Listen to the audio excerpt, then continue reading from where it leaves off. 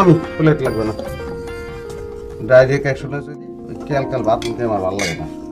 দেখছি না আব্বা, এরকম রাক্ষসের মতো গামলা করে ভাত খালি বলে আমাদের সংসারে আয় বরকত কিছু থাকবি, এমনি বলে আমাদের সম্পত্তি ক্ষয় শুরু হয়ে গেছে। প্লেটে ভাত খালি কি পেট ভরে না রে গোল্লা? না আমু বিরক্ত লাগে, এই পকিলে হানি একটু একটু করে ভাত লবো আর খামু এই হয়। ছোটকালে তো এই গামলায় খাই, কই আমাকে ফ্যামিলির আয় বরকত তো কম।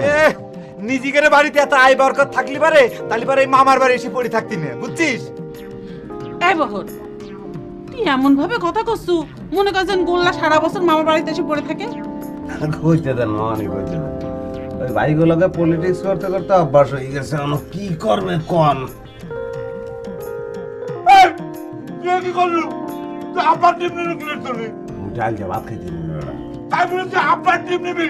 মামুর ডিম কি বেড়া, মুখরের ডিম। আর মামুকে হারা জীবন খালি ডিম খাইবে, হে তো হারা জীবন খাইছে। ডিম খামু আন বেটা মোরা, মোরা হচ্ছে জুয়ান, মুগা হন ডিম খাওয়ার বয়স। কি কর মামু?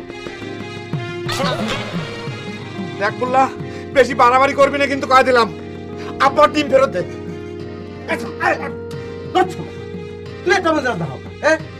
মামুর ডিম খাইতে আছে ভাই, হিসাব হইবে হাগো মধ্যে। তুই ডাইলের মাল ডাইল দিয়ে ভাত খাই উঠবে, দরদ দেখা হবে না। সংবাদপত্র পড়ো, রেডিও দেখো, সেখানে কি বলে। এই বয়সে একটা বয়সের পরে ডিম খাওয়া যায় না।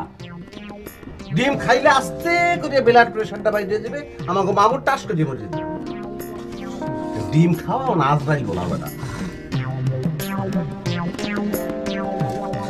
মামানি, ডিমের মূল জিনিস আপনার কুসুম। মনে করেন যে একটা নির্দিষ্ট, হ্যাঁ ওই মনে করেন যে বয়স 30 যদি বাড়াই যায়, ডিমের কুসুম